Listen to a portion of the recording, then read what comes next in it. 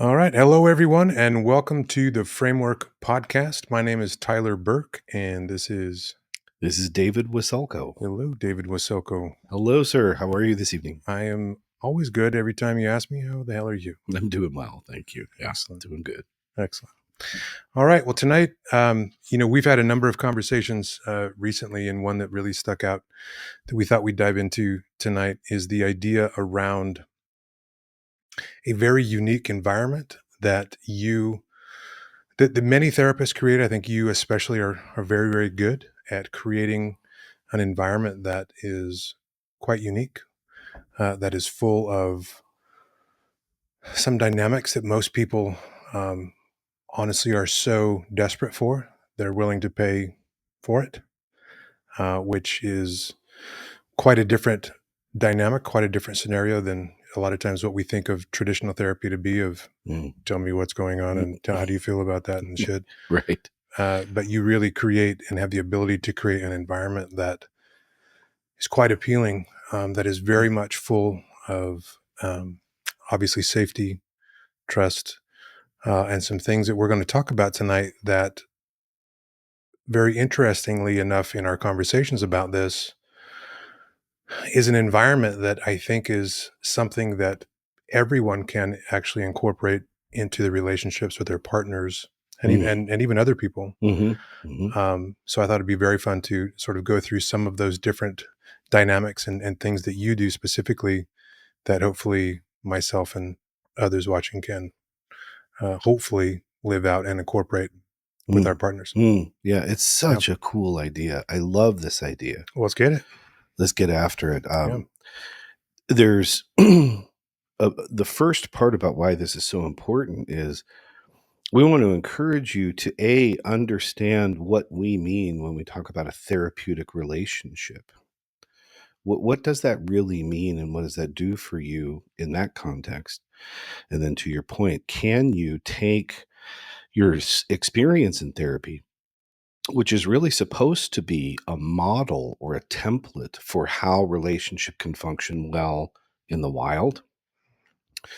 Can you take what you've experienced and take what you learned there and create it in your own relationships and use it as a litmus test for kind of evaluating the health and functioning of your relationship? So I love this topic. This is something that when I first started thinking about therapy or going back to therapy, I should say, my original thought was, let me take my fucked upness to someone and they can fix it. Right. And then I get there, and what I found was very much though a lot of that fixing happened, a lot of the, I learned a tremendous amount, but the environment of what we're talking about tonight, of what I found, was very different than anything I had ever experienced. And I think, to the credit of the work that we've done together, I hope to think anyway that I've been able to transition that into kids and other relationships in my life. Yeah, and you have. So, yeah. Excuse me. Yeah, I mean, and remember, whether it's a therapeutic relationship, a consultative relationship, it's the same thing. You start with that idea of fit, rapport, and trust. But right away, what a person can believe about themselves is that they are fucked up. And what is immediately then identified and discussed is that just because you're in a fucked up situation doesn't mean you're fucked up. And what's likely fucked up is your thinking about it, not you. You mean it's not the other person's fucked upness? That's the whole problem? Right. Are you saying that's not it? Right. Okay. Right. Yeah. So, but immediately that's different, because in the movies and TV and popular culture, the idea is that the patient or the client is fucked up and they're coming in to get fixed. And so right away, we start with the idea that the fix is not the person. The fix is the ideas, the thinking, the implementation, the execution, the rules, all of that. Right.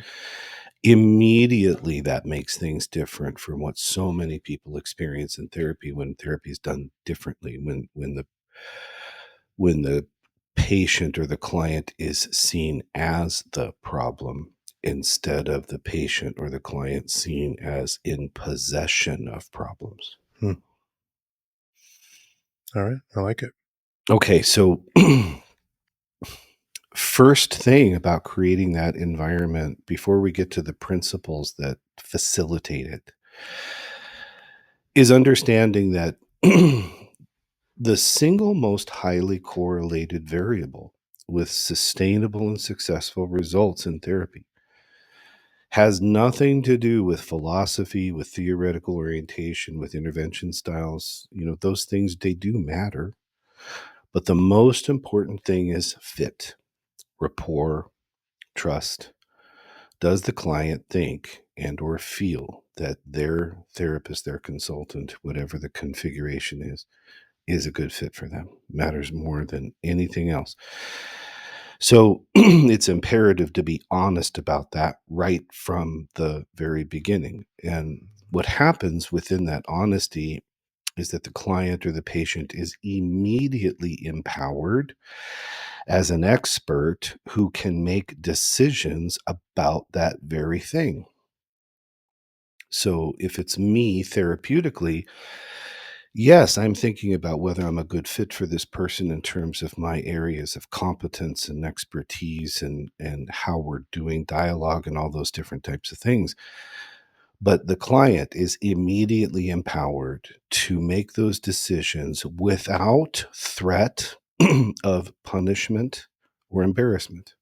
In fact, they're encouraged, at least by me, to scrutinize the hell out of me and reminded that it may take time for them to arrive at a sense of whether I'm a good fit and that is okay too. But the client's responsibility is really to scrutinize their therapist to ascertain whether the client thinks the therapist is a good fit for them. Hmm. And I'm explicit and direct about that right from the very beginning because I have, I think, an ethical, if not legal or clinical, obligation to make absolutely certain that whomever I work with is positioned for the highest probability of success. And since I know that rapport and fit contribute to that, I think it's crucial to be honest about that with anyone that I work with.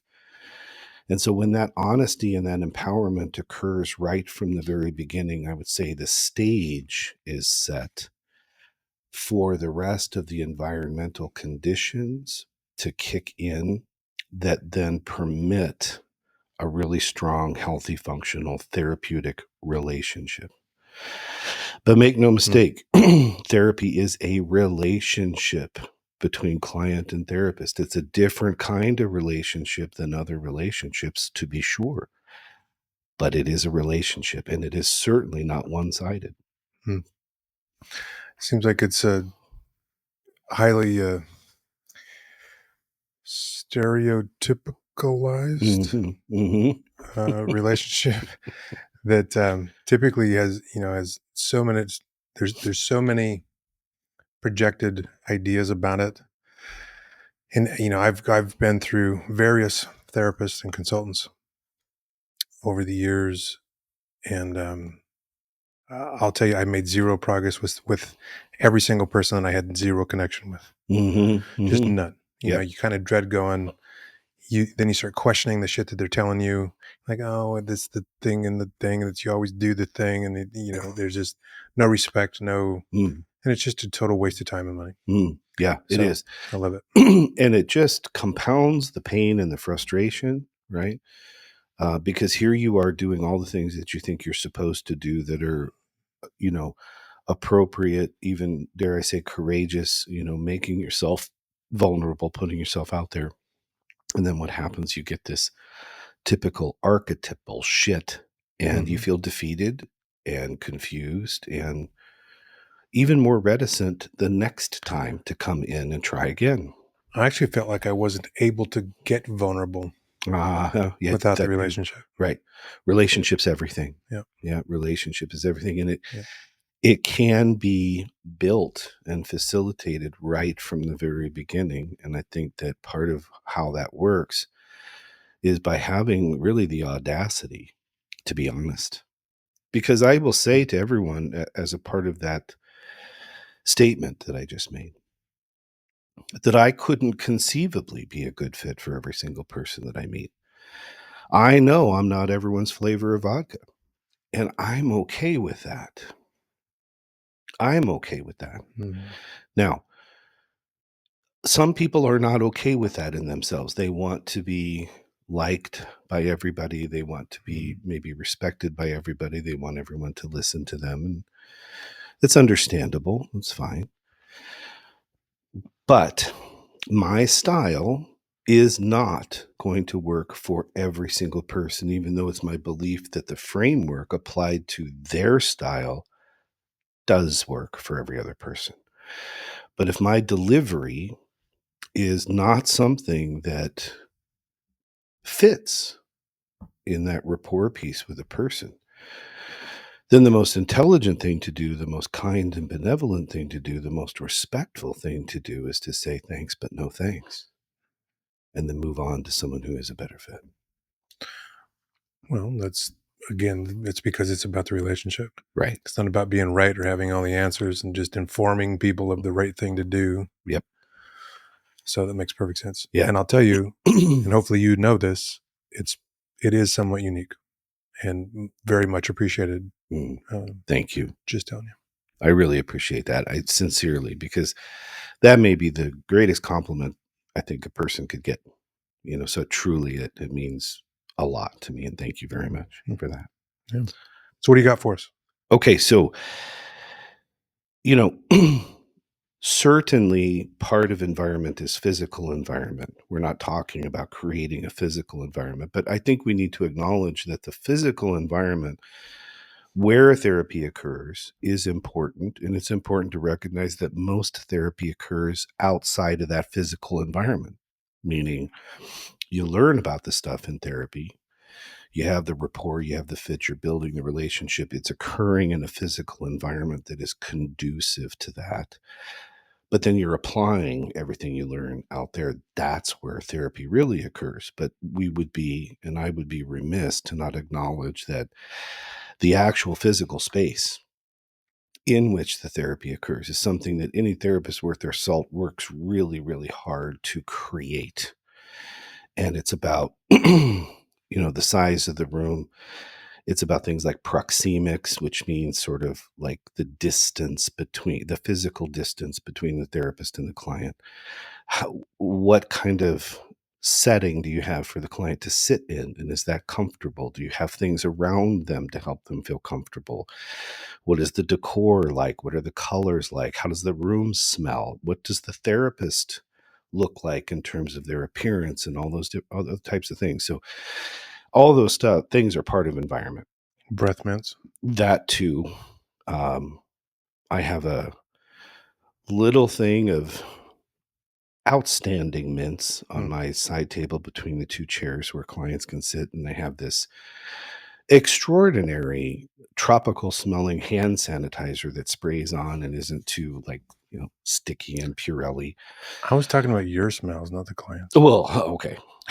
Daddy does smell nice. I do. So let's just, acknowledge that that too, I think, is a part of it. But you can have all of that, and if you're an egotistical asshole, you got nothing, right? Milton Erickson, one of my sort of heroes in the field and sort of the point of origin of the theoretical and intellectual branch on which all the things that I do originates from. When he started practicing out of his house, actually in Phoenix, after a pretty illustrious career, he was interviewed by somebody, and he had just like a desk and a small chair, and the person was like, really, you can do therapy under these conditions? And kids running around and all kinds of shit. And Milton says, well, I'm here. Yep. So point is, yeah, physical environment matters, but none of that matters unless Milton is there unless, Mhm. the therapist has a certain orientation. That's what builds the environment. That's what we're Mhm. talking about. So there are 10 principles, and I use that word on purpose, principles, that I think make the relational environment possible, functional, and operative. Okay. And we've covered all of them in various podcasts. So we won't spend too much time talking about them. If you want to have more information on it, you can look at previous podcasts. But here's the first one. I know as a therapist that the first thing that I do always and forever is I separate person from behavior. I separate idea from person.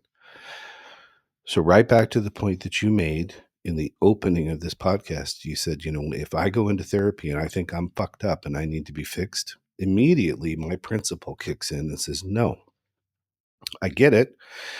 You may feel that you're fucked up. You may think that you're fucked up, but you are not. Your ideas likely are. Some of your beliefs may be. Some of your thinking may be, but you are not fucked up. Mm. Now, it's a little risky to say to a person, I think some of your ideas are fucked up, but it is less risky by a lot when that person knows that you're not talking about them, you're talking about a thought pattern, Mhm. a perception pattern. Those are things we can change. We're not talking about changing a fucked up person. We're talking about changing fucked up thinking Mhm. or patterns of perception, communication, whatever. It seems like that's one of the, we talk about translating that then from the therapeutic room to other relationships. Right. And my mind goes right to kids, Yep. obviously, romantic partners, spouses, and things of like, why the hell are you like this? What were the hell were you thinking? You know what I mean? And Yes. it's this very much a targeted thing at you. Like, God, what a flawed thing to do. Right. Right. Right.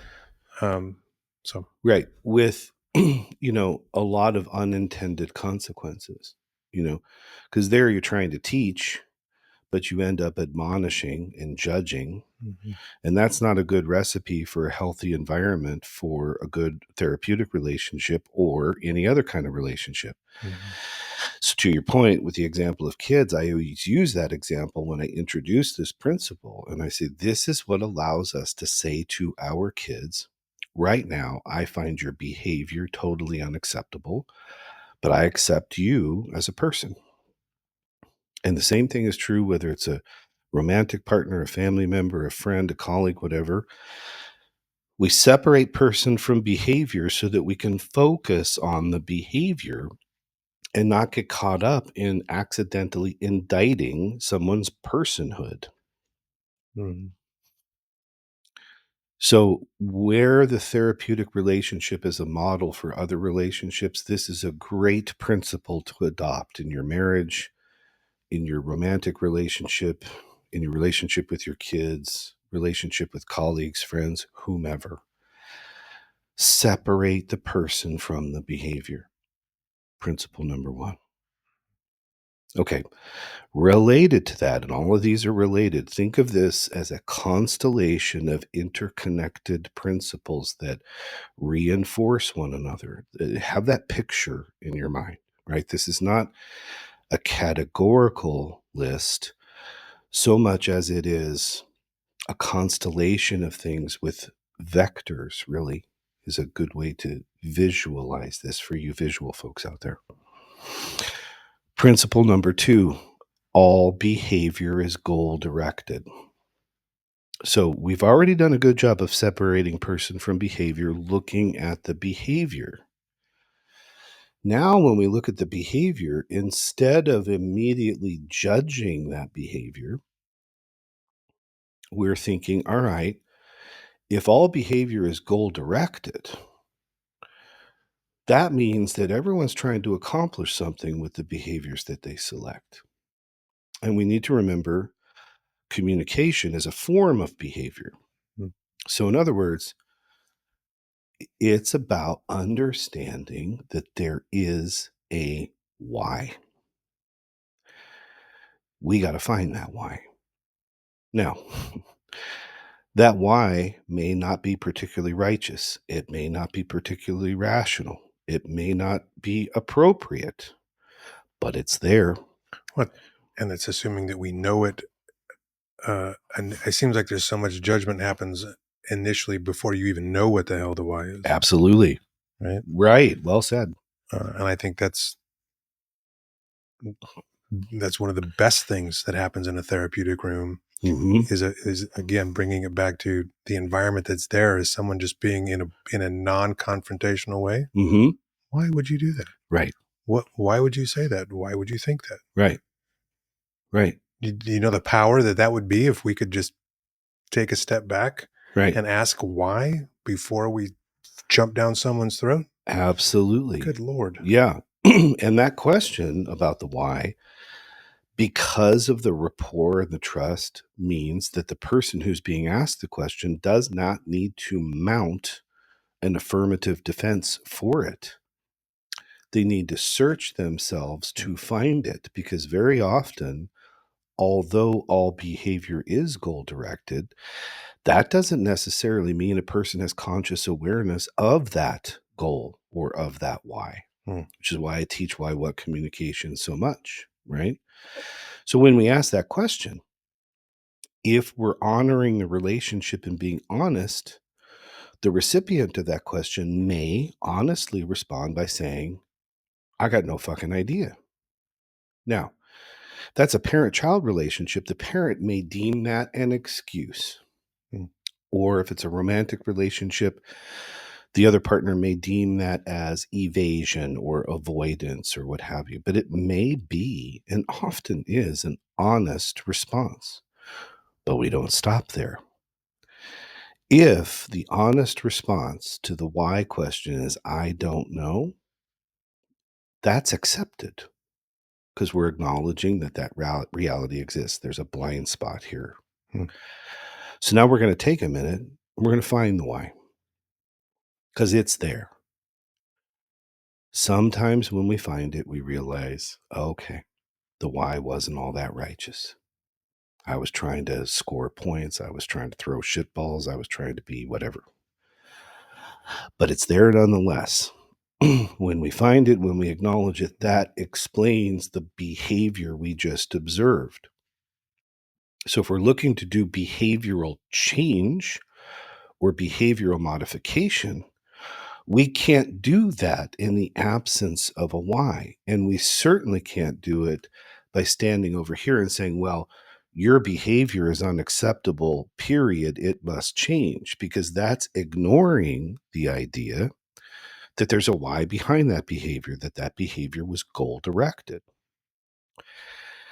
And by the way, if you're a parent, it's a wonderful exercise in teaching, because what are you teaching in that moment?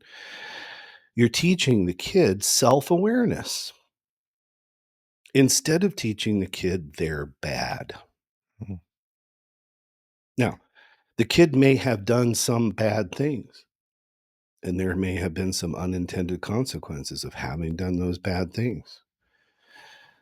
But there was a why behind it, and you can't understand the kid or you can't understand the person until you seek an understanding of the why.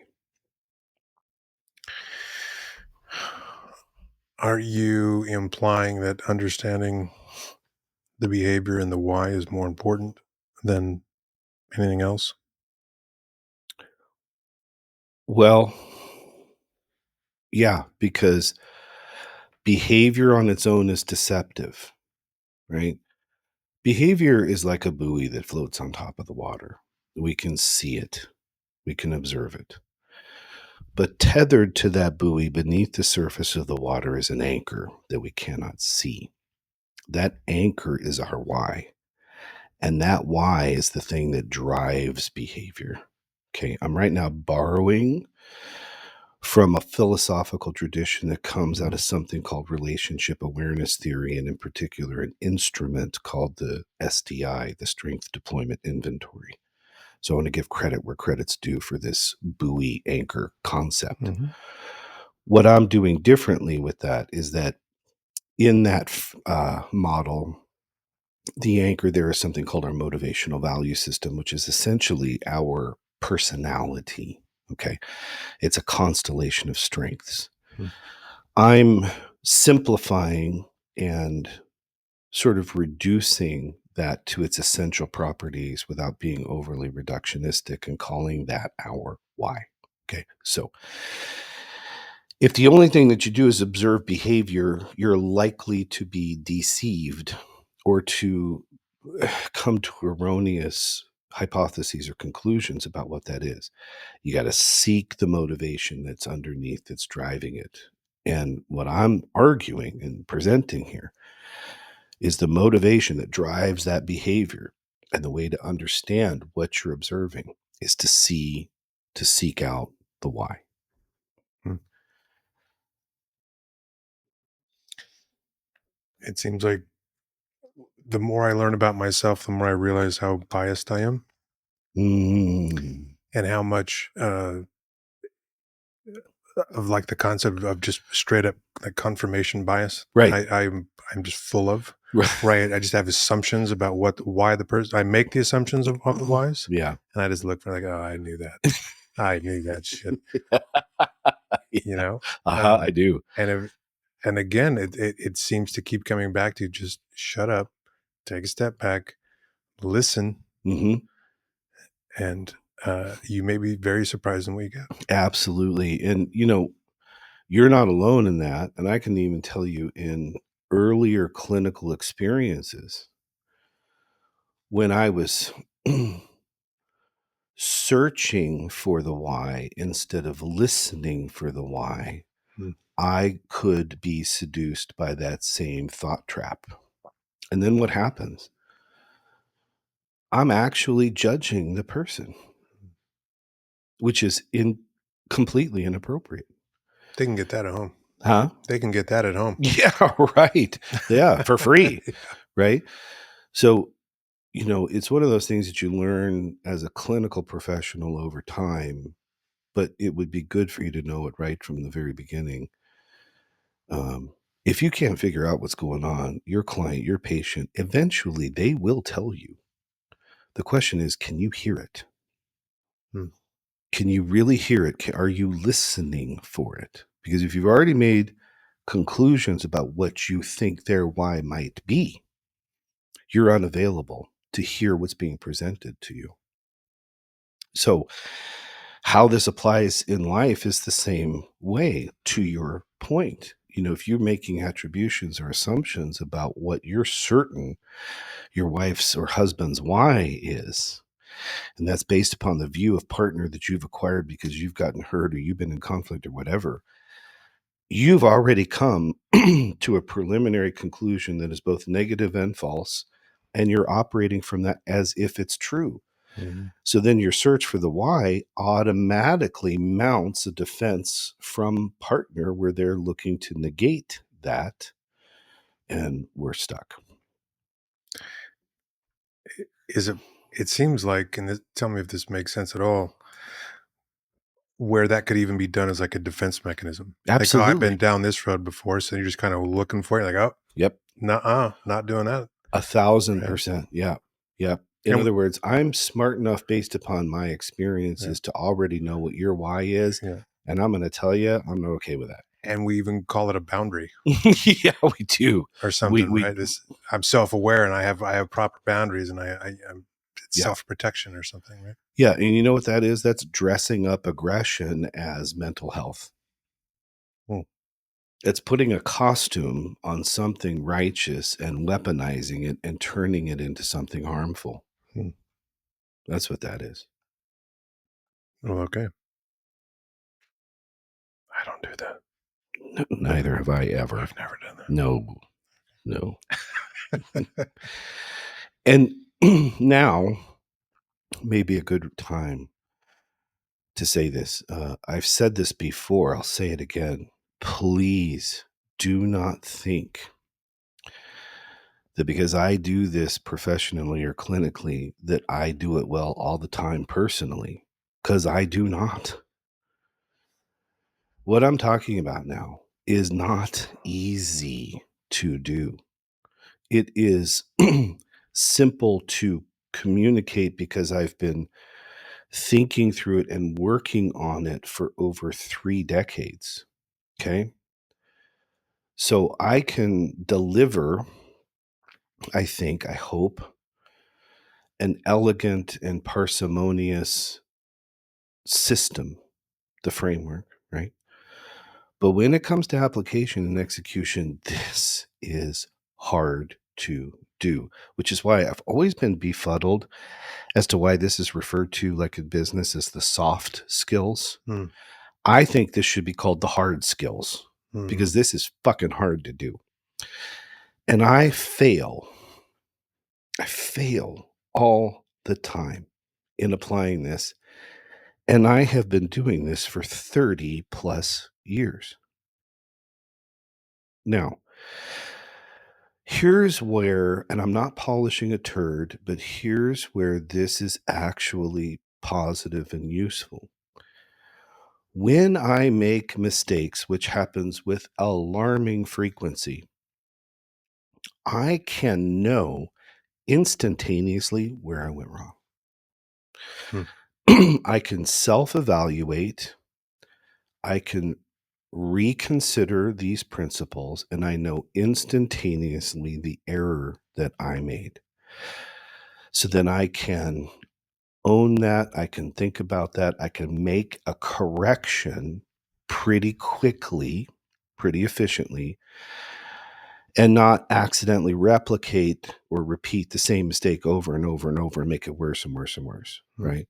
Now, the analog to that, ironically, when we were talking about my golf game in this golf school that I've been in, it's the same idea, meaning when you play from this position and you stay within the parameters that you're given, you have now been empowered to immediately self diagnose why the shot you just hit was poor. You know, if the if this happens, it's this. If this happens, it's this. So you Mm. can correct right away. And then when you do the next shot, instead of thinking about how confused you are about why what just happened, you now know it. And you're saying to yourself, okay, I'm going to do what I've learned. I'm going to stay within that system. I'm just going to do that better. Well, same thing with my system. You know, when you're really well acquainted with these principles, this is high level mastery of the framework. So understand you're going to fuck this up because I do. We all do. We are all human. We are all works in progress. We are dynamic, not static. Okay. Do not ever let perfection get in the way of progress. Mm. And remember that it's not about making a mistake. It's about paying attention enough and having enough honesty and self esteem and wherewithal to say, I just violated one of my principles. I just made a mistake. Now, in that mistake, if I have that self awareness, if I have this mastery, then I can make a correction right then and there. It reminds me when I was in therapy school, there was this lovely, wonderful professor who said to a very anxious, emerging counselor student who was very frightened of what happens if I make a mistake with a client and then I hurt their feelings or makes things worse. And it's a fair question and certainly a well-intentioned question. It's prohibitive thinking, but it's a fair question. And I love how she answered this question. She said, there are no mistakes as long as you're paying attention. And Mm. what she means or meant was, if you're paying attention, you're going to notice the moment that you do make a mistake. So the truth is, You're gonna make mistakes. Don't let perfection get in the way of progress. She didn't say that, but this is what I'm saying. Mhm. Um, and instead of focusing on, oh my gosh, I just made a mistake and made things worse, focus on, oh, I just made a mistake. I can make a course correction and now make it better and make myself better. Hmm. You know, the more I learn from you, the more I find my self-talk changing. Mm. And most of because I fuck up all the time in so many ways and all the time, especially if you know me. You can concur. But what I find is that it's given me mental language to so when I do see it and call it out, the most empowering thing in that is that what I'm not saying is you fucking idiot. Right. What you did, and it's just self-bashing piece Yes. Yes. goes away. Yes. It does. And it's about refining and fine-tuning my actions and behavior with intention Right. rather than just mindlessly bashing my own head. Right. And that very thing is not only affirming self esteem, but it's evidence of improved self esteem Mhm. because you're not shaming yourself Mhm. and because you're not operating from a place of fear. Because instead of having a relationship with these concepts that's fear based, I'm afraid of making a mistake, you have a different relationship with it, which is, I know that when I make a mistake, and it's guaranteed that that's going to happen, when I'm aware of it and paying attention, I can make a course correction right then and there and move forward positively, Mhm. right? So then internal dialogue does change. So, by the way, if you're that person whose part of your internal dialogue is prohibitive thinking and you don't want to disappoint people and you don't want to hurt people, well, there's that internal dialogue running amok and the shaming running amok, and you're getting further away from, not closer to, being that better partner, that better person that you aspire to be. Mhm. You can't be successful in trying really hard not to do something. That's the essence and the operational definition of a prohibitive thought. And entertaining that thought means that you have married yourself to the problem and you have literally exited reality because you're literally saying that you think you can observe and measure things that are not observable and unmeasurable, like not becoming something. Mhm. So, this is about changing your relationship with the idea of mistakes and errors Mhm. and failure. Failure is progress. And if you have mastery of these principles, which is the essence of the framework, then you're not worried about whether you're going to make a mistake because you know you're going to. The real worry is, am I paying attention enough and am I engaged enough to notice when I make the mistake and then use my mastery of the principles to make a course correction and move forward? Failure is progress. It is. I like that. Yeah, I think if we can actually really buy that, fucking look out. that's right. And it's not a hard sell, by the way. One of your really great pieces of advice to business people and entrepreneurs, your advice to me was fail fast. Well, if you think about the meaning assigned to events, which is one of those things, what does that really mean? It means progress quickly. Mhm. That's what fail fast means. Yeah. Yeah. So again, this isn't semantics. I'm not polishing turds and squeezing lemonade out of lemons. I'm talking truth and reality and honesty and authenticity. These things are real. They're real. Yeah. Yeah. Okay. Anything else on principle two, all behavior is goal directed? No, sir. All righty, sir. So number three, and I will confess, the first time I heard this, I said bullshit, but then I realized I had a lot to learn. This one comes directly, excuse me, from my mentor, Uh, Dick Grant, psychiatrist for 50 years. Probably the smartest person I've ever met in my life. Hmm. Brilliant, lovely, wonderful. Academic medicine his entire life, dual board certified in psychiatry and internal medicine. The greatest honor of my life, really, one of them, is knowing him and being in relationship with him. Hmm.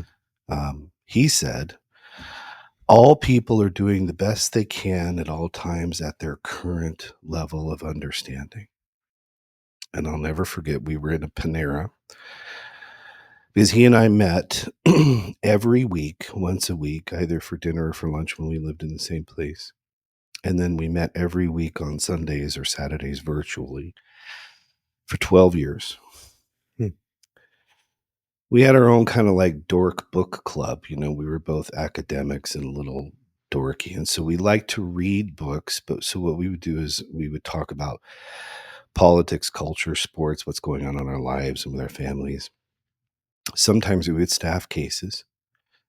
And then we would go to our book and we would talk about our reading. We would read one or two chapters in our book, and that's how we would do it. And so we were sitting in a Panera and we were talking about a case, and he just paused and in his way kind of looked around. He said,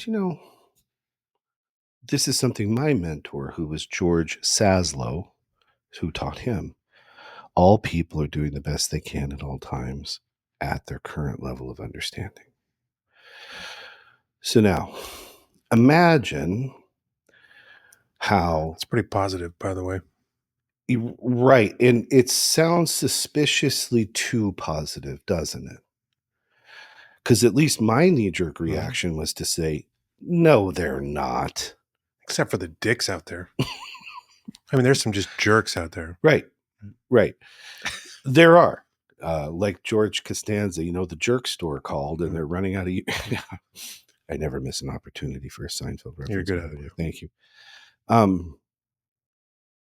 Maybe the most essential feature of this principle is the condition at their current level of understanding. Hmm. Unless a person is sociopathic,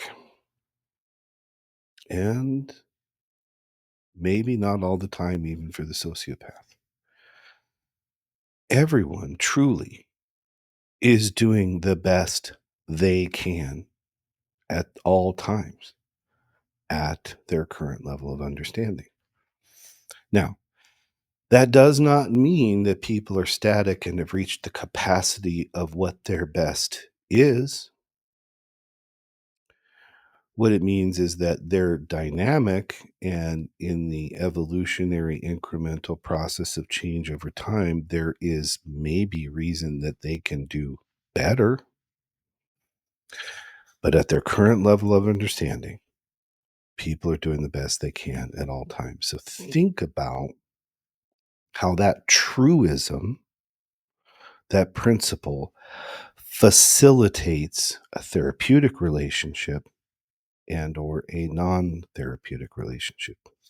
Well, I'm just thinking about that in relationship to partners and kids and friends and everything else. Mm-hmm. Yep. I mean, it seems a very loose paraphrase of that seems to almost be give the person the benefit of the doubt, Sure. right? Like, Right. basically, it put it in layman's terms. They're not trying to be a dick. Right. They're doing their best and maybe not, you know, succeeding terribly. Right. And but be able to communicate that in the middle of conflict. Mm-hmm. Mm-hmm. Who does that?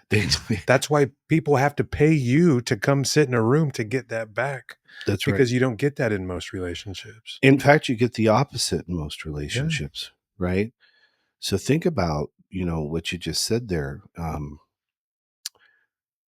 The judgment is you're not doing the best you can and you should do better because you're disappointing me. Mm. And that's very authoritarian, very judgmental, assumes that you understand the why, assumes you understand a person's capacity, their circumstances, their situation, and you do not, right? But the reason why that saying is an aspirational sort of ethic, give people the benefit of the doubt, that's a proposition. The why behind that proposition is this principle. Hmm. That's why that proposition exists. Does that make sense? It does. Yeah. It seems like that would be the way to actually love someone through behavior that you may not agree with. 100%. Yeah. Just holding firm to this person's doing the best they can Yep. with what they've got. Yep. Maybe they need some space or some grace. Yep. Or Not some my, support, yeah.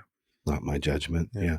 Because it's not a bridge too far to reflect upon your own experiences and the times in which you made mistakes. And what might you say to a person when you've made a mistake and you're acknowledging it? You say, I really was doing the best I could. Now, that doesn't mean I don't think, hope, believe, hypothesize, aspire that I could do or could have done better. But I was doing the best I could at that time, at that level of understanding. Well, and this works exceptionally well when the standard is not perfection, Yes. right? We're trained from the time we're born, reward the good, punish the bad. Mm-hmm. And we have this baffling obsession with perfection Yes. in all relationships. Yes. And we're disappointed when we don't get it. Right. And it's just, And it's, somehow we assume we're in possession of it. right. Yeah. It's ridiculous. It's absurd. It's an actual fallacy. Yeah. Yeah. It's a logical fallacy. Hmm. I'm just sitting here thinking, like, I'm running through the Rolodex of relationships or of all of this of you take take a step back, Mm-hmm. shut the hell up. Yep. I always come back to the um, impartial Spectator. spectator. Yes. And, fuck's sake, it reframes the whole thing of perfection is off the table. Right. You're doing your very best with what you've got. Right. It's not meeting my expectations for whatever the fucking reason. Right. Maybe it's my problem. Right. Maybe I can, right? Right. Um, Because listen, if you have an implicit or explicit expectation of perfection, then you are the fucking problem. mhm, In other words, your thinking is the problem. mhm, Because it presumes that at all times you're in possession of perfection, which then you think enables you to judge the imperfection of others. And that is a fallacy. If we think about the subdiscipline in philosophy of formal logic, and we talk about conditional propositions, if then statements, right? mhm, The if is considered the antecedent of the argument. What follows the word then is considered the consequent of that argument. In formal logic, we can evaluate whether an argument is logical or not based upon what the propositions are and how they function and what kinds they are, right? So let's just use a simple conditional proposition, if this, then this. Where this emerges, sorry for all the nerdy academic philosophy, but that's who I am. There'll be a chart on the website. Yeah, and a quiz later. No. Maybe we should put a chart. That's a really good idea. Chart and a dictionary. Yeah. Yeah, that too. Yeah. So think about the conditional propositions that this current subject could go to. If you loved me, you wouldn't do that. If you respected me, then you would change this behavior. Now, the consequent does not follow from that antecedent. And these are all the reasons why. Hmm. Because we got to separate person from behavior as well as idea from person. We got to remember that all behavior is goal directed. We got to seek an understanding of that why. And we got to remember that while all this is going on, all people are doing the best they can at all times at their current level of understanding. So those self-righteous conditional propositions that you launch as shitballs at your partner because you're offended, you're upset, your needs aren't being met, whatever, they are distractions, they're logical fallacies, and if you're in possession of them, that's part of the responsibility you have for the very conflict that you're complaining about. Period. Mic drop. Boom. So just think about, Hmm. every time you've made a mistake, I've made more than I can count, probably today. I know I was doing the best that I could at all times. I really am. And I'm limited. I'm limited by my current level of understanding, which is why last Hmm. podcast about know thyself and leading a life of thoughtfulness and introspection is so important to me because I want my current level of understanding to increase over time. So I'm limited by my current level of understanding at all times. The reality of acknowledging that is huge because if I don't, then I think there's no limits to my level of understanding. And therefore, I think I can stand in the position of judgment of all things and people, which is horrendously absurd. Hmm. And it is a logical fallacy. Okay. Hmm. So if that's true of me, as the person who wants to occupy a position of judgment about another person's behavior or their why, then certainly it's true of that person. And the more I seek to shame them and judge them and punish them and put them in their place, the further away I get from relationship, the further away I get from understanding. And none of that is love at all. None of that is love.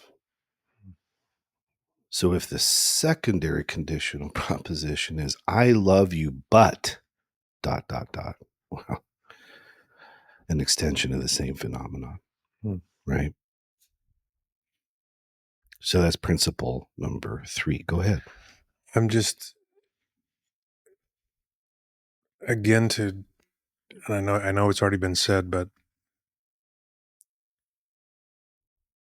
being in a relationship within an environment where people can be without the judgment, without all this stuff, actually experiencing these principles Mm, is so rare. yes. They have to pay for it Yes. for an hour at a time Yes. from a professional. Yes. Yes. It's like heartbreaking. Yes, it is. And again, to just reiterate, all of these things are vastly attainable They are. for all of us to implement in all of our relationships. Right. Um, so it's fascinating to me. It's good shit. It is good shit. And it's a source of empowerment, a source of encouragement. And I say to clients all the time, nobody teaches us this shit growing up. We have to come to therapy to learn it. We have to come to good therapy to learn it. And I might go so far as to say, come to therapy done different. Mm-hmm. Therapy done different. Just because we're designed for relationship, and when I use that word designed, I don't want everyone to freak out. It doesn't matter if you believe that that design is divine or if you believe that design is evolutionary or some sort of hybrid between the two. capital T truth is that human beings are designed for relationship. We're social animals. We've always gathered around the campfire. Did you know that loneliness is the health risks of loneliness is Mhm. equivalent to 15 cigarettes a day? Yeah, people say it's the new smoking, and they're right. Surgeon General just came out with that. Yeah, and the Surgeon General is right. Yeah. And that's why we've been talking, we sort of in this field and then in the media and everything have been talking in particular about the epidemic of male loneliness because of its deleterious effects on organic and psychiatric health. Mhm. Absolutely. So if you don't have relationship skills and you're sort of losing in the competitive dating sexual marketplace because you don't have those skills, you don't have that understanding, you're suffering, right? Because we're all designed for relationship. And then, you get the quick and dirty, ultimately misogynistic things coming up, like the pickup artist stuff or and that just tumbles people down, the rabbit hole because that's the veneer of power, control, attractability, Mhm. whatever. Okay, let's say you do those things and they actually work and you get the guy, you get the girl. Okay, then what? Yeah. You got to have relationship skills to keep them. Gotta drink a lot. Yeah, right. Right. Right. Right. So, um, my point is that we have a belief that because we need relationship, because we're designed relationship, then we should be good at it. And all too often, I hear people say things like, well, I know a relationship is right if it doesn't require much work.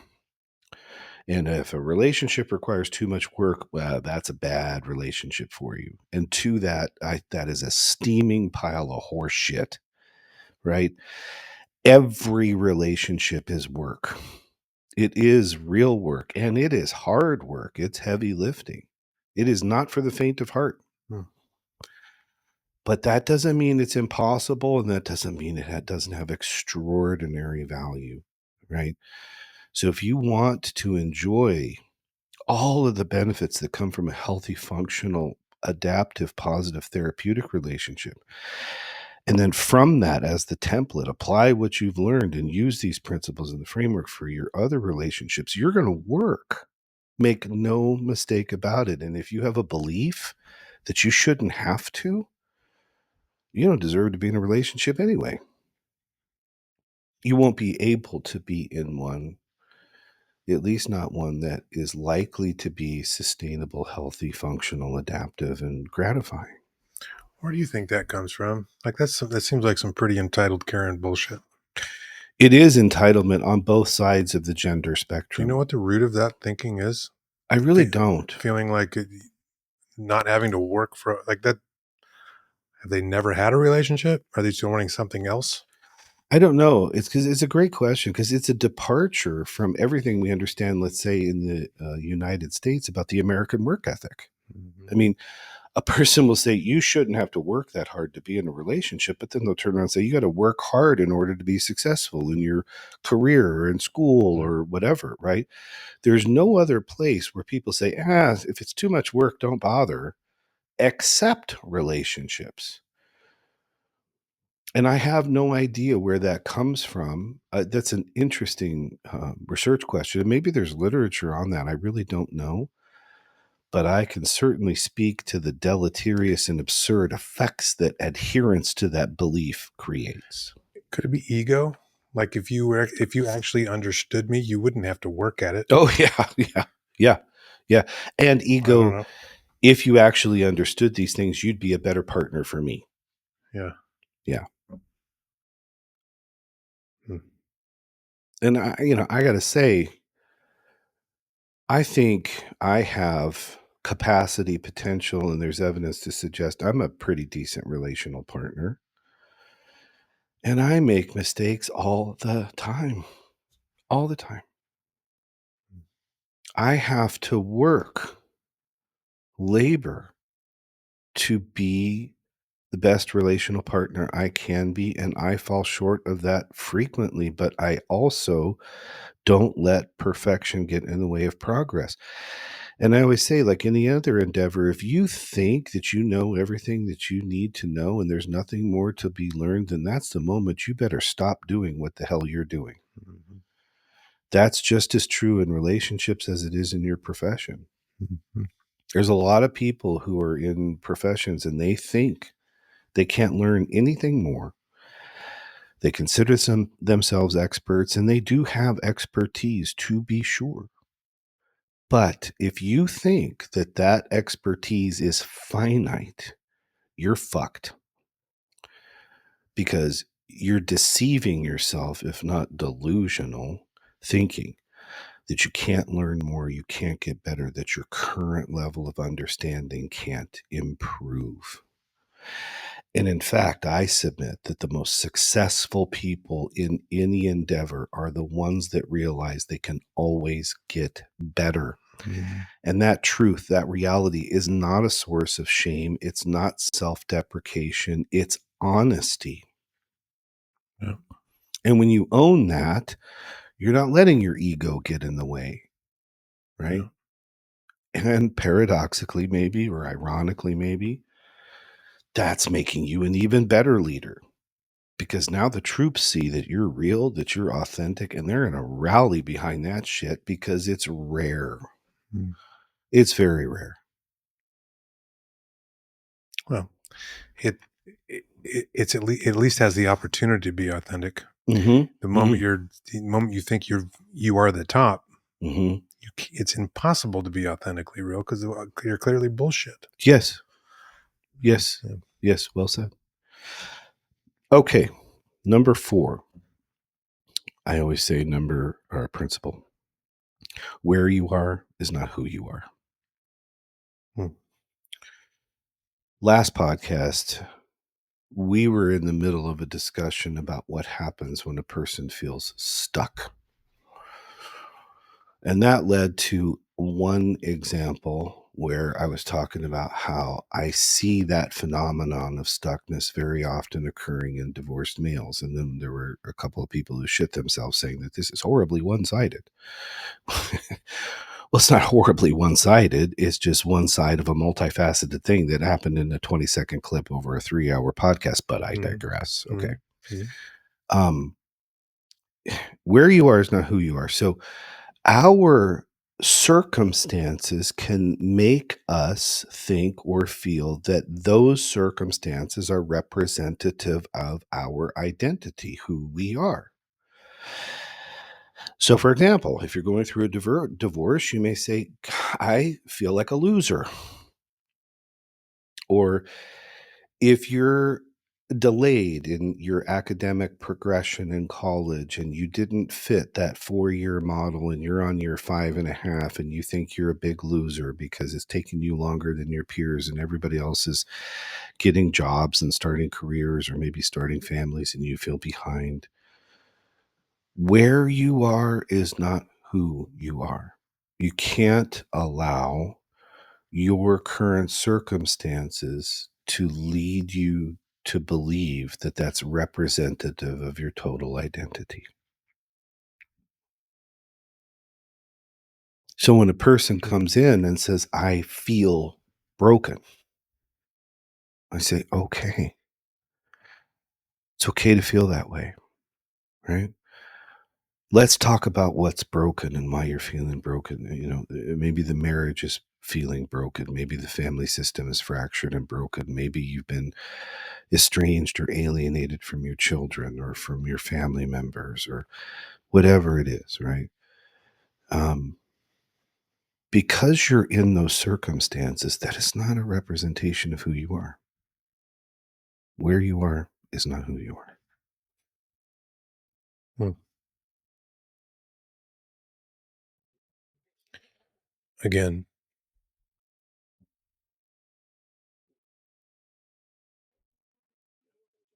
how powerful would it be to hear those words outside of the therapy room? Mm-hmm.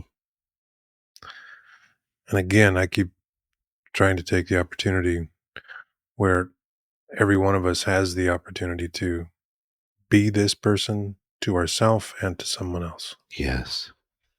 You know, I do. Yes. fuck's sake, like that's great. It is. That's why I loved this idea of yours for this podcast, because it's benevolently brilliant. Because the idea is, imagine what it would be like to experience this in therapy, first of all, but then to be able to take that experience and give that to someone you care about, to receive that from someone you care about. And that is not pie in the sky wishful thinking. Mm. And I think this is why we're both so committed to this framework podcast, because this is doable, folks. This isn't some grand aspirational, you know, cotton candy ride unicorns kind of fantasy situation. No, this is really reality. And if you adhere to these principles and you play within the parameters we're setting for you and plug your own values in, because that's what the framework does. It's value free, doesn't contain our values. It is a structure and a system for you to put your own values into. If you apply this, then the stuff that we're talking about, which seems grandiose and almost, otherworldly, can be very real. It can seem grandiose and otherworldly until you start to do it and realize it's actually can be quite simple. It's Mm-hmm. just not second nature. Nice. Nice. And I it like and that. it takes some repetition to get it happening. It does. It's not overly complicated No, once you start to understand the principles. no. Yeah. In fact, we interfere with it and complicate it all the time. That's what makes it complicated, is when we interfere. Yeah. Right. But it's also the limits of our understanding. So since nobody teaches us stuff growing up, Mm-hmm.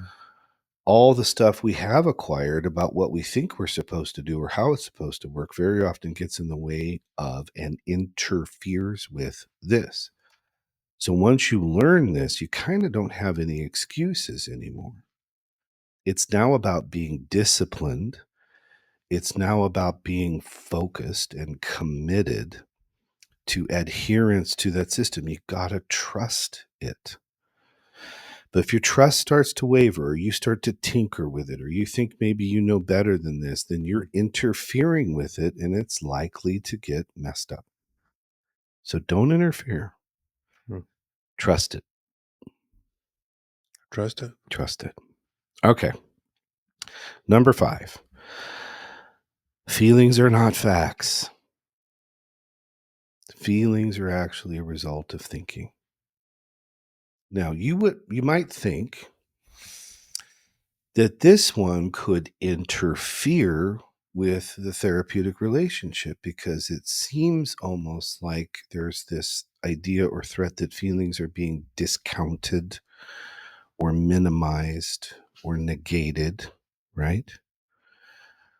So there might be concern that this could threaten a therapeutic relationship, or it could threaten another relationship if stated explicitly in that way, particularly if you're interacting with a person who self-describes or self-identifies as very much a feelings-oriented creature. So there might be some confusion out there about why this is one of the principles, and how is it that acknowledgement of this principle enhances and contributes to an environment of a good relationship rather than detracts.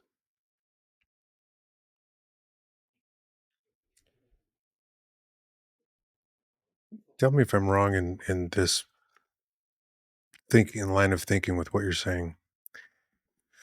Do you find it somewhat common in sessions that um, people think their own feelings are facts, but the other person's are bullshit? Yes. And to add to it, because they conclude their feelings are facts, no other facts are permissible. Mm. We must honor my feelings as truth. And if you don't, then you don't respect me. You don't understand me. You're not listening to me. Da, da, da, da, da, da, If da. you loved me, you'd think differently. Uh-huh. Hmm. Yep. Yes. That's interesting. Mhm. Yeah. So it is imperative to learn that feelings are real, feelings matter, feelings are not facts.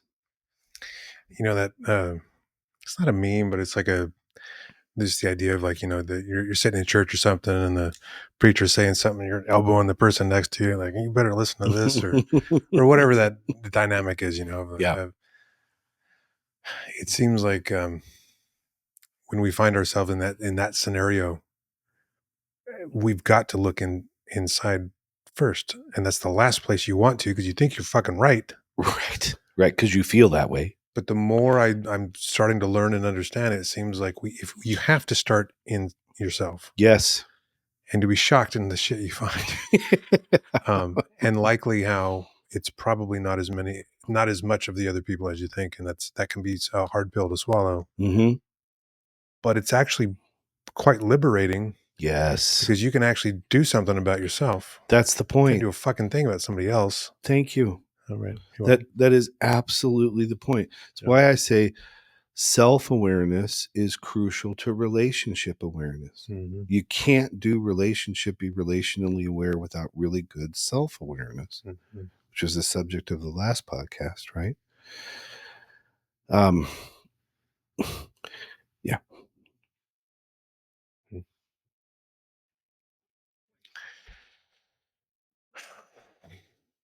Seems like every time we talk, I just make a list of apologize to this person, apologize to this person. Uh, every time, it's good stuff. Well, thank you. And I go through something similar, but I want to emphasize the point that you just made, that to do this is liberating and empowering, because that is true. It really is true. Mm-hmm. And if you're a person who's insisting that your feelings are considered facts, you're holding the other person and the situation hostage. And you're actually using a manipulation and a guilt strategy or technique in order to win or to prevail in a competitive kind of context. Now, Mm. here's an example. And again, going from the golf thing, if you're chasing a feeling, you're never going to find it again, right? The feeling that you had in the good golf shot is a product, a consequence Mm. of what you did in your setup position, what you did in your technique.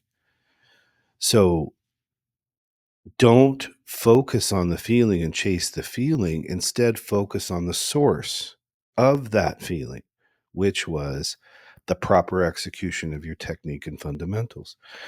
And the same thing is true in relationships.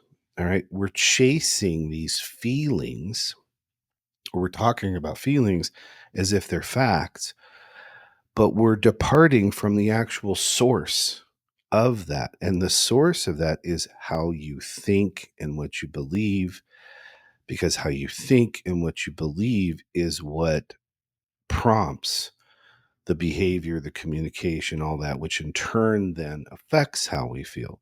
Which is why I say our feelings are real, our feelings are matter, but the reason why they're not facts is because they're consequences of what we think. And what we know about thinking is that our thinking gets fucked up all the time.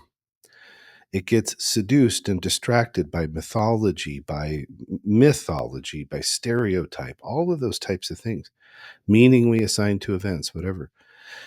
So if we're unwilling well, I shouldn't say unable, because every person has a capacity to do it. If we're unwilling to examine our thinking, if we're unwilling to examine our beliefs, we're not in a position to do anything about how we feel. So if you feel depressed and you feel sad, okay, my goodness, that's real. my goodness, that matters. Okay. But how you feel about yourself probably is not a fact. That is a consequence of your thinking and your beliefs. So we need to examine the thinking and the beliefs to empower you, to liberate you from bad thinking or faulty beliefs so that we can get to the behavioral change that we're needing, the environmental change that we're needing, so that we can get to affecting the affective side, the feeling side. That's how you treat, let's say, depression. Hmm.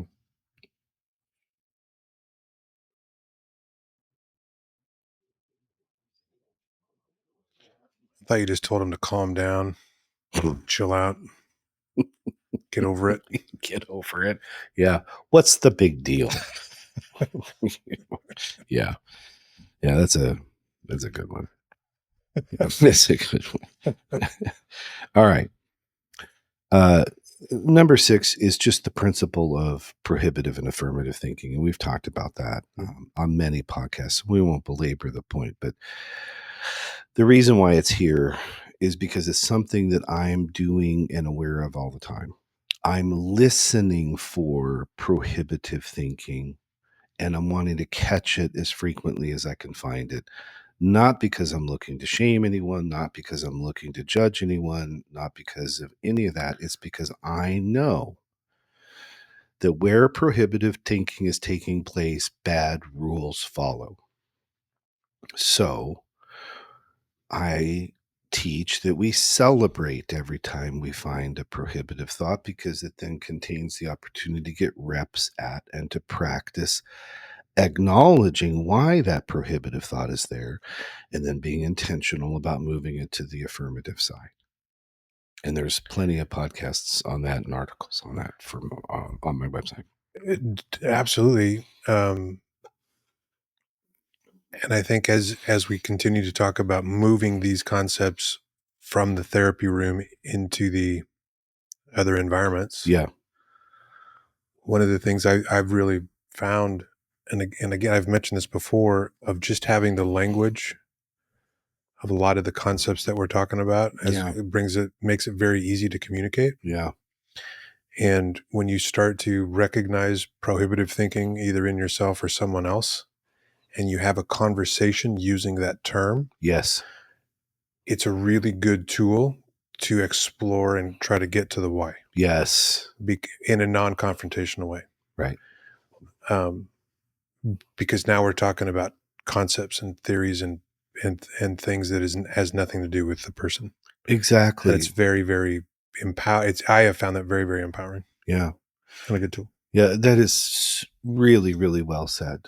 Um, and notice now, this is the interactive nature of all the principles because, to your point, gets to the why, which is that behavior is goal directed. That comes from separating person from behavior, all the things, right?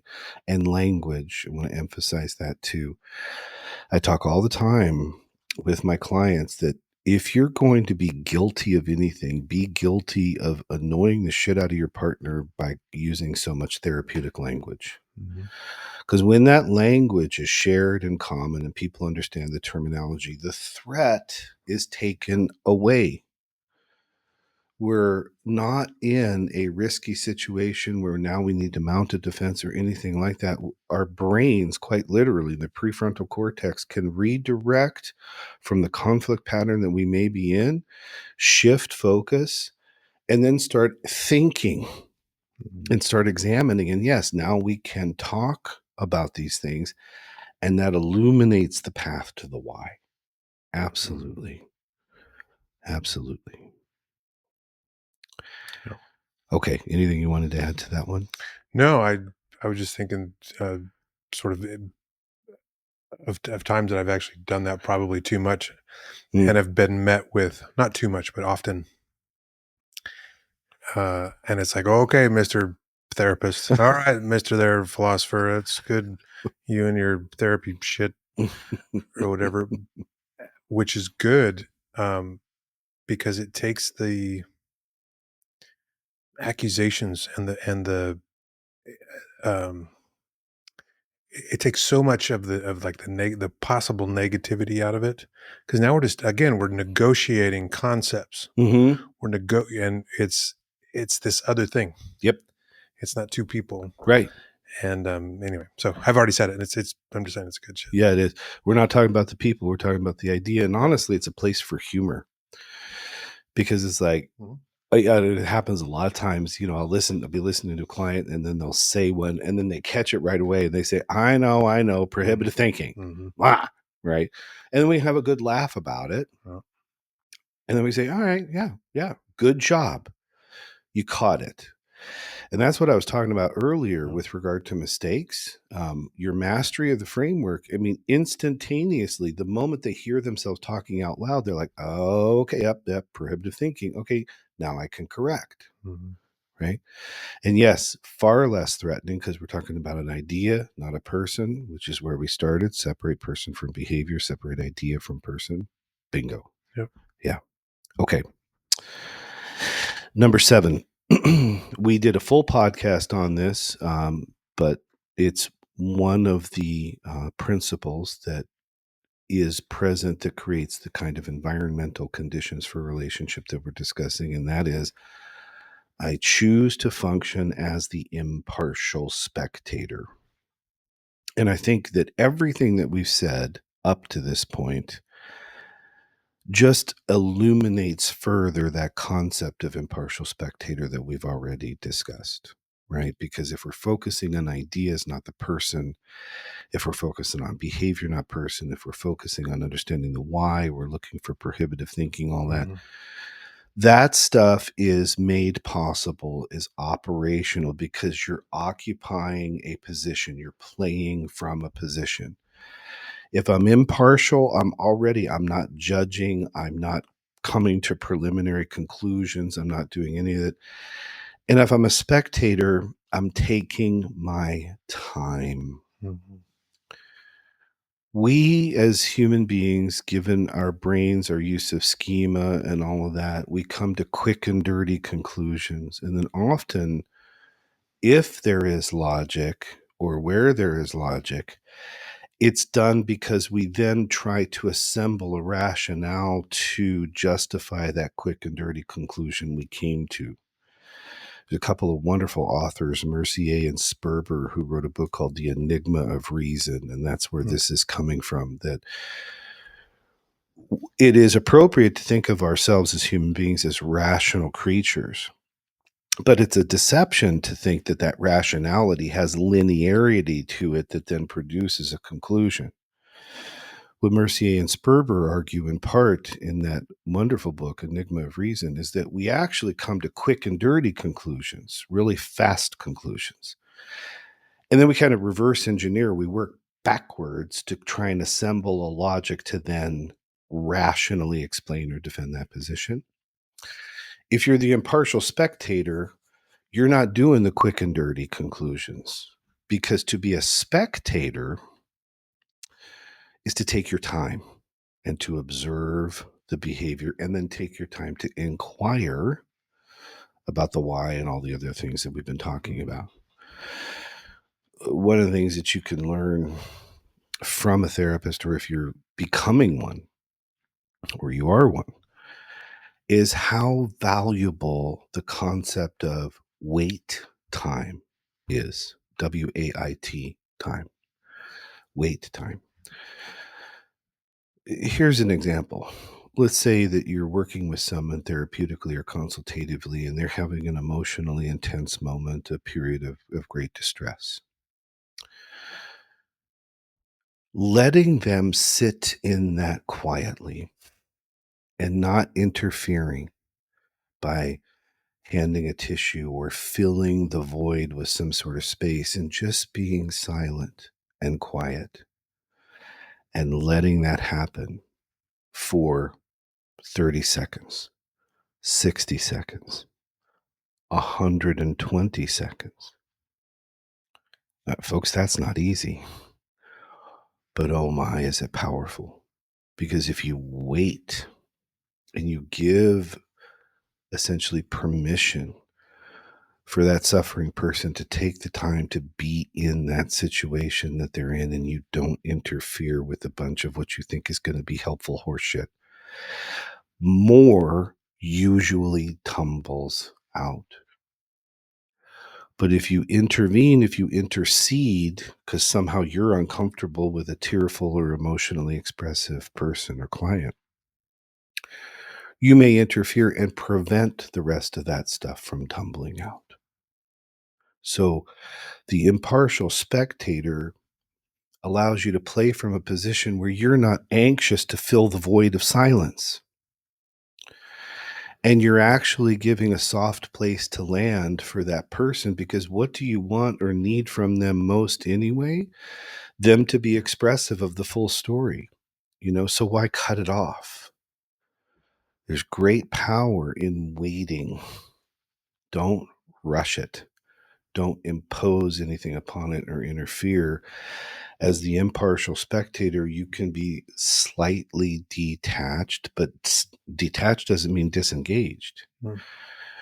You're just not letting your own anxiety about someone else's plight affect that situation. You're giving them permission to be where they are. So wait time is extraordinarily powerful. And that's a principle that you can apply at home today. Because men, for example, are famous for wanting to come up with solutions and fixes to any time their spouse talks about how they're feeling or a problem or an emotion, right? And what's that classic dilemma? It's not about the nail. If you haven't seen that YouTube video, oh my gosh, take a look at it, because it just never is not funny, right? Mm-hmm. But it's a wonderful example of the phenomenon that we're talking about. Even if you do want to provide a solution, or you simply want to be a listening person, right? Wait, take time, because more is likely to tumble out after a period of silence. Every time I think about the impartial spectator, I think of prioritizing understanding over everything else. Mm-hmm. And we're talking about like an environment for sure, judgment free, just open, quiet. Mm-hmm. Help me understand, period. I'm not going to fucking fix it. I'm not going to tell you what to do. I'm not going to correct you. I'm not going to judge you. I'm not going to do anything other than understand where you're at this very moment. Right. Right. Good Lord. That feels really good when you can be in a room and actually feel that coming. Like when someone offers you that opportunity. Yeah. And that's probably a really good way to say it, is you're being offered the opportunity Yeah. to be understood without judgment. Oh, Again, I've paid for it right. because I can't find it anywhere else Right. yet. And again, to reiterate this, we all have the opportunity to do that Mm-hmm. Mm-hmm. for someone else. Mm-hmm. And there's very high likelihood we'll get it back Mm-hmm. once that environment's created. Absolutely. Absolutely. And what's more important than understanding another human being? Nothing, not a Nothing. damn thing. Absolutely. Kids, spouse, friends, no one. Right. Right. Talk about a source of empowerment. An example of love is seeking that understanding, acquiring that understanding, being understood. What a beautiful moment of pure bliss, safety, comfort, right? And every one of you has the capacity to do this right now. What we're providing is the tools to operationalize that capacity, to create through labor and through principle an environment conducive to these kinds of outcomes. Because that's the environment you work and labor to produce and create in therapy. And you can do it at home, and you can do it for yourself. Yeah. You'd likely give a woman an orgasm if you just said, honey, I just want to understand. I don't want to do it. I'm not going to say anything else. I just want to understand you. Yeah. Yeah. Yeah. And then if you want multiples, offer to do the dishes. You know, Yeah. quite literally in those Yeah. stereotypical but Yeah. yes, yes, and yes. And I would, to use one of your favorite phrases that I love so much and cracks me up every time you say it, let's flip it on its ass. Men would love to be understood too. M- Absolutely. yeah. I mean, very often men are misunderstood. And because men lack relational or communication skills, generally speaking, compared to female partners or female, because they're just not as sociable and relationally oriented. They're more task oriented, and they've been trained and socialized that they need to have a plan, that they need to have solutions, that they need to have answers. It's okay for them to have problems. Men need to be understood too. And if their effort to be understood is then punished as, well, that's toxic masculinity, or that's misogyny, or that's Mhm. wrong, or whatever the critique is, then not only do they not feel understood, but they're in an environment where it's not safe to even try. Mhm. So it works for both. Absolutely. Yeah. Uh, but to your point, yes, that is an efficient route to orgasm and satisfaction for sure. I think there's probably a deeper need for for understanding than unless you're actually really going down a self-actualizing route. Mm, hmm. Um, I know I don't. Again, if I'm just thinking back over the years, probably being terribly misunderstood Hmm. so many different times and Yeah. ways. Yeah. Yeah. God, it's such an easy opportunity to give someone else. It is. And, lest we be remiss, let us not just think about this in a heterosexual context. Let's Okay. talk about the gay male community for a moment. One of the places where a gay male can be so radically misunderstood is when they want to have a monogamous and sustainable relationship, and they feel like the gay community and the rules of the gay community really eschew that very often, or the idea that you have to be really fit and you have to be, all those types of things. I mean, gay men really, really struggle, especially when they're new to that community. Maybe it took them a long time to come out. Maybe they're so unfamiliar with sort of the rules that they're now learning and exposed to about being in that community. And vice versa can be totally misunderstood if what they want is to be able to date and to play with others and to have sexual relationships without the necessity of some kind of committed or monogamous relationship. So the point is, this is a human thing, and it's not Mhm. just something that happens between males and females. Mhm. It happens in any relational configuration, and the pain of being misunderstood is soul crushing. Another example where you see this all the time, speaking of pain, is pain patients. They feel very often misunderstood. They're accused of being med seekers. They're accused of, inflating their condition. And oftentimes they acquire a belief, you can't understand me unless you've experienced this exact pain that I'm going through, which is a cognitive distortion, but we could see why they would feel that way. And what are they really talking about? What they're really talking about oftentimes is, I feel misunderstood. I feel judged. I feel scared. I feel vulnerable. I don't feel safe. I'm in a grief and loss process because I don't possess the abilities or the strength or the tolerance to do things I used to be able to do. And now I feel weak, and now I feel like I'm failing, and, all that stuff. So those statements, if you don't ask about the why, if you don't seek an understanding, they feel chronically misunderstood. And that is a great place of suffering. And they're already suffering from the deleterious effects of chronic pain anyway. So now you've got stress, anxiety, and depression from not being understood, adding to that, which only increases cortisol, which increases inflammation, which increases pain. So, my point, our point, one of the greatest gifts that you could possibly ever give to any person is for them to be understood without the overlay of judgment or the expectation of perfection. Yeah.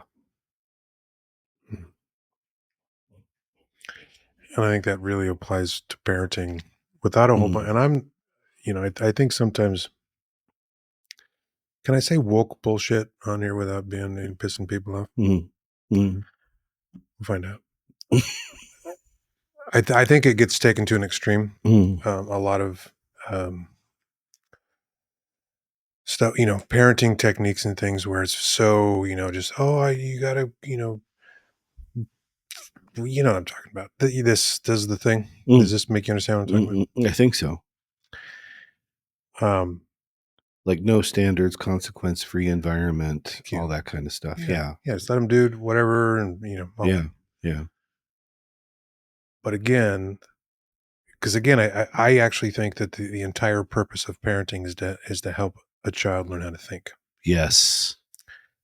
And what an amazing way to support that would be by asking them, help me understand why you did that. Yep. Help me understand your thinking Yep.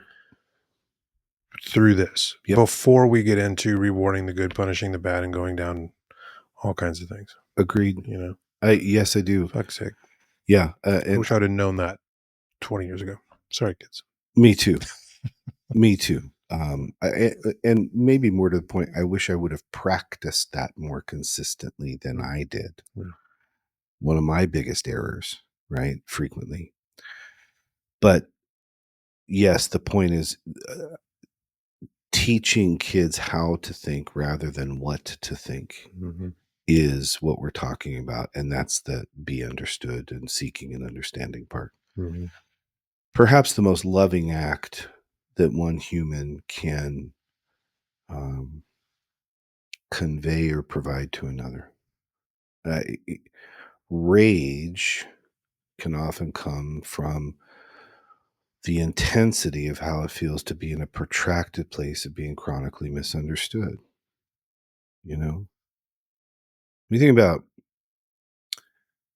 the South Central riots in the wake of the Rodney King verdict and the Simi Valley trial when the 4 LAPD officers were acquitted, 1992, I believe. Um, Pure rage that sparks at the intersection of Florence and Normandy. And what was the powder cake for that rage? Well, a lot of things, right? But one of them was an LAPD officer not understanding what an African American young male was doing just outside of a liquor store at that intersection. And people observing the way that that person was being mistreated and a complete lack of understanding. And the place was primed for an explosion. And so then much of white America outside of that area looks upon the LA riots and says, I don't understand this at all. Folks are tearing up their own communities. How could this be? Right. And it's unadulterated rage by being disempowered and misunderstood. And in part, that misunderstood and that disempowered is we in this community have been telling the world for 70 years or more that LAPD has been treating us terribly and no one will fucking listen. And this time we even had it on video. We had undeniable data that what we've been saying is actually true. Mhm. And this is after, Christopher Commission. I can't remember if this was before or after Rampart Division, but my point is, being chronically misunderstood can lead even to the kind of rage that we saw in those riots, Hmm. right? And imagine what would have happened or could have happened differently either before, during, or after if people really endeavored to understand and said, help me Yeah. understand, right? So is that an extreme example? Sure, but it's a real one. It's a very real one. Was it Martin Luther King that said, anger is the language of the unheard or voice of the unheard or something like that? Oh, I don't know, It's a but slight misquote, but that's the right message, and it's mm, great. yes. Yeah. Yeah, absolutely. Yeah. Yeah. So um understanding, um probably one of the greatest gifts. Mhm. Yeah. Mhm. Yeah. Okay. Anything else on Nope. that one? All right. Principle 8, remember that we assign meaning to events. And so when I'm working with a person and we're creating that therapeutic environment that we're talking about, when you're listening to your wife, your husband, your girlfriend, your boyfriend, your kids, your boss, whatever, it's not the event that causes the disturbance. It's the meaning we assign to the event that causes the disturbance. And so to seek an understanding of a person's thinking or the conclusions that they come to, in part, is by asking questions, not necessarily about the event, whatever the event is, but the meaning that that person has assigned to that event.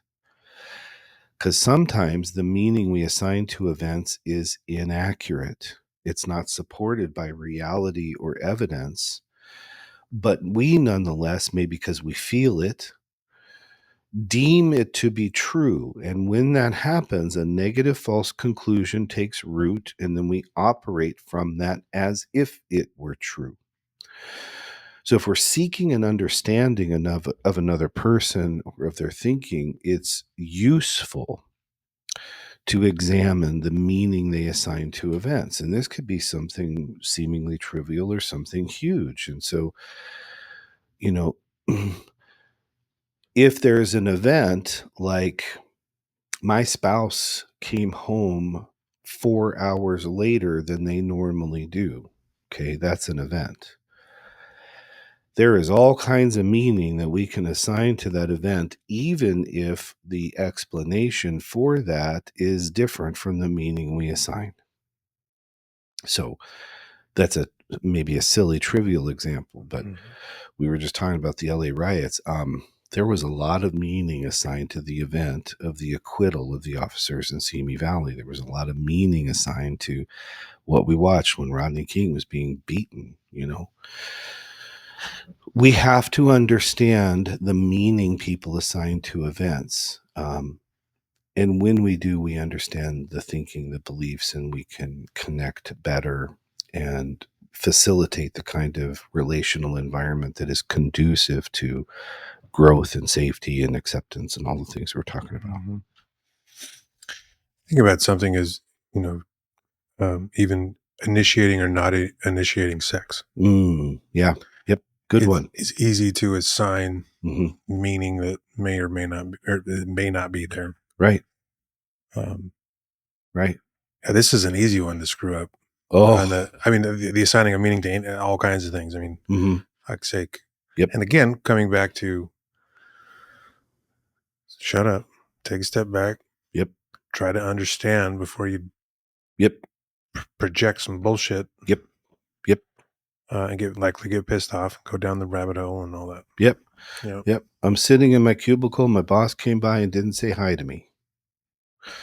That must mean I'm getting fired, or that must mean that my Mhm. boss doesn't like me, or right? Mhm. Meaning assigned to an event rather than the event itself. And there's this whole series of emotional distress we go through that may be utterly unnecessary, because maybe what happened is that boss was doing everything they could to get to the can because they were going to shit themselves and they didn't have time for pleasantries, Mhm. right?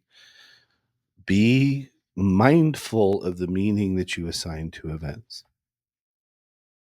and be mindful that others assign meaning to events too. It's how human beings make sense of the world. There is some sort of event or stimuli in the environment. We then, as human beings, different from all other mammals, have the ability to try and put that into context to make sense of the world. But it's right then and there when we put things in that context that we can make thinking errors. It wasn't that long ago when people thought that the occurrence of lightning was because Zeus was pissed, right? That was meaning assigned to the event. We now know lightning occurs for different When he reasons. sneezes. Yes. Okay. Yeah. Okay. Go ahead. Sorry. No, I'm trying to, again, I keep thinking about this and bringing it back to, as a therapist or as a consultant, sitting in a room with another human being and they're telling you about their stuff. Yeah. You are sitting there listening, trying to understand, no skin in the game, Right. nothing, taking nothing personal. Right. You're being and the only way you're doing that is you're always the impartial spectator. Right. So I'm trying to bring that back to a practical application within outside relationships. Mm-hmm. And again, it seems like to me that when we find ourselves upset, triggered, Mm-hmm. pissed off, whatever, Mm-hmm. it's probably a good time for a question Yes. rather than an accusation. Yes. Almost Absolutely. always. Kind of always. Okay. Yeah. And by the way, a person may be thinking, well, yeah, sure, you can do this because you're a therapist and Mm-hmm. you don't have any stake in the game. But I'll tell you, don't forget that every person that sits in front of me is a person I care for. Truly. Right. So I'm not some sort of unemotional automaton. And I'm not a blank slate either. I'm a person. People forget that therapists are people too. Therapists sometimes forget that they're people too. But the truth is, I care for people. That's why I do this. And so I'm not 100% detached. I'm in a relationship and I care for the person I'm in relationship with. They are under or in my care.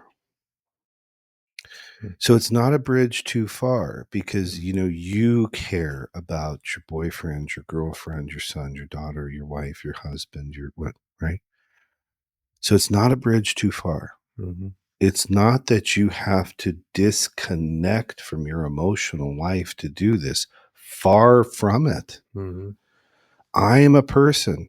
I'm loaded with emotions. When I hear something, anything, but especially things that are tragic or unbelievable, I feel, you know. But my job separating, that is to start thinking about the puzzle and the framework and assembling a strategy to assist the suffering of this other person and to contribute to solving problems having identified them.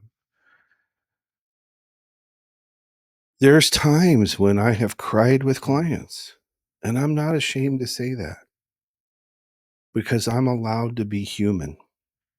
Well, there's some therapists who may say, oh gosh, well, that's transference or countertransference. And to that, I say, fuck you, because it's real. Yeah. and I'm real. It's relationship. It is. And so when I have a client,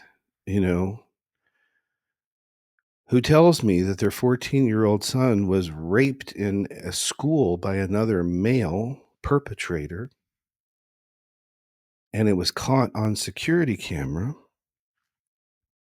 and that child is devastated, and the client is devastated, do not think for 1 second that I am not crying on the inside, that I don't feel, that I'm not angry, that I'm not, because I'm all those things. I'm all those things. Mm-hmm. But I'm not led by all those things because I have to be in a position where this governs this. But this informs this, Mm. right? They're interconnected. But this cannot be the driving force because this is not fact.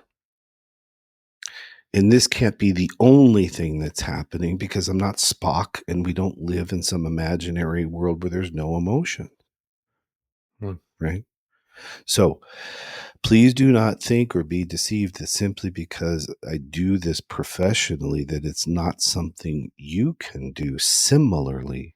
Mm. Because remember, and we teach this in psychotherapy, that psychotherapy, and very often it's a person's first exposure to this, but psychotherapy, one of its many benefits, if there is a relationship there, is that it's supposed to be a model for healthy relationship Mm.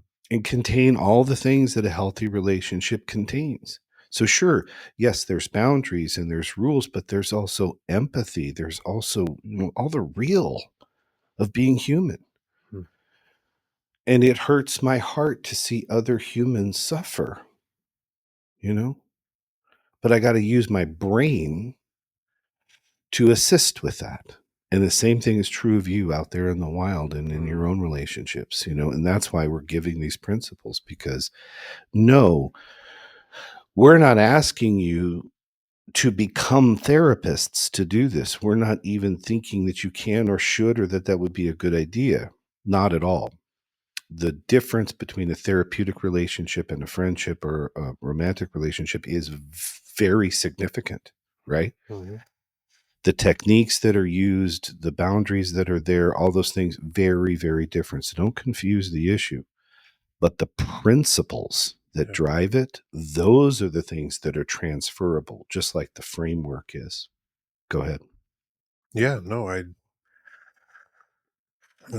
think it's certainly not the relationship, but I think there are, like you said, principles of the environment. Yeah. Um, and it's unfortunately so rare, hmm and it just doesn't have to be. It doesn't have to be, and that's our point. Yep. Yep. Yep. Yep. Okay.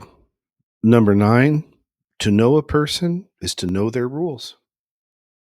Hmm. When I'm listening to a client in therapy or consulting, and I'm listening to them describe their feelings, describe their experiences, describe their thinking, their problems, right? Uh, what I'm hearing, if I'm listening and paying attention, is their rules. And I'm hearing where rules are being broken or violated, and they may not even know that they have those rules, but I know that they do because I know that rules exist. Because relationship is all about the rules, and because conflict in relationship is all disputes about those rules.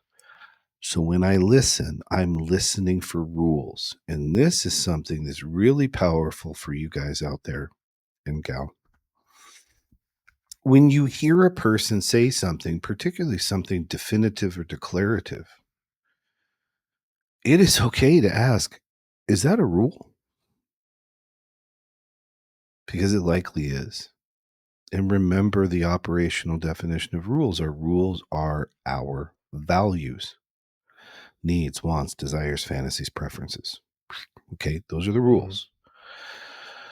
So let's say that your spouse comes home from a crappy day at work and they need to vent and they're upset, and you're listening to the description of what happened. Okay. Rather than jumping into offering a fix or a solution, listen for what rules got broken or got violated, because then when you use that language, they feel what? Heard and understood.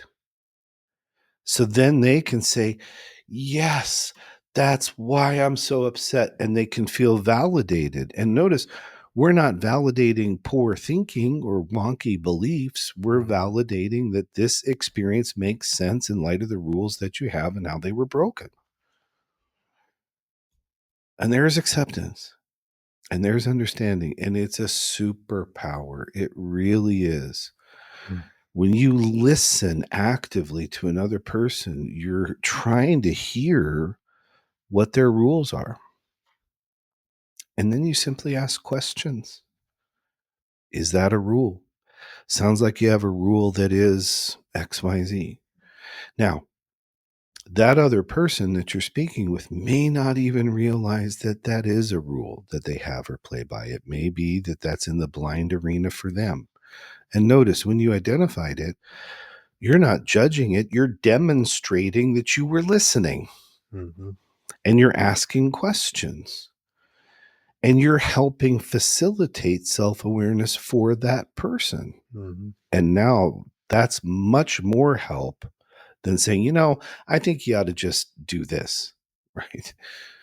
Infinitely more helpful to help someone find rules that they didn't know were there than to tell them what to do because you think it would be a good solution that helps them. I mean, how much better is it to, in the understanding process, or not better, but how wonderful is it while we seek to understand somebody else to help them understand themselves? Yeah, absolutely. Yeah.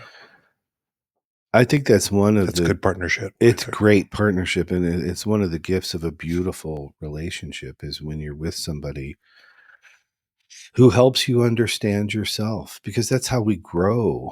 That's how we evolve. That's how we get better. It's how we find internal peace, right? Is through that. And oftentimes when you're with the right person, that's what they're helping you do. Yeah. All right. 10. Conflict is no more and no less than a rule dispute. That's another principle. So if you're in conflict, if your friend or partner's in conflict, just remember it's not about the person. It's actually about the rule dispute. And that is one of the biggest empowering things for managing, preventing, resolving conflict. Knowing without exception, it's no more and no less than a rule dispute, period. Don't interfere and make it more than that, because it isn't. Now, that's not to minimize it by saying it's simply a rule dispute, but it's to acknowledge the simple truth. It is a rule dispute. So figure out what the fucking rule is, figure out what the form of the dispute is, and now you have everything that you need in order to understand, to support, to assist, to help, to resolve. And like I always say, if you want to change your partner, good luck. Ain't going to happen. But you can change the rules. So if it's the case, and it is, that conflict is a rule dispute, well, you can change that by changing the rules, not by attempting to change another person. Repeat the quote that your mentor told you about people doing the rest. All people are doing the best they can at all times at their current level of understanding. At their current level of understanding. Mm-hmm. It's really not all of that. It doesn't take that much energy to increase your understanding. Right. I can't even, I feel like I'm a different person knowing a lot of this, and I'm just starting, but I feel like I'm in a different place completely knowing that, knowing a lot of these principles, starting to apply a lot of these principles. So it seems to be incredibly encouraging. that with some simple understanding, some simple access to some of these truths, everything can change. Yes. Our entire place can change. Mm-hmm. And the experience of being us can change. Yeah. And that's why we're doing this. I love that you use the word access. So if you can't afford therapy, or if you don't live in Arizona and you can't do therapy, or you can't afford consulting, you live outside Arizona, you can't work with me, whatever. You got this. You got this, and you can do something with this to change your life and improve your life. And if you are working with me and you can afford to work with me, these are supplements to everything we're doing in therapy. They're additional resources, additional support. That's why we are doing this, to help people.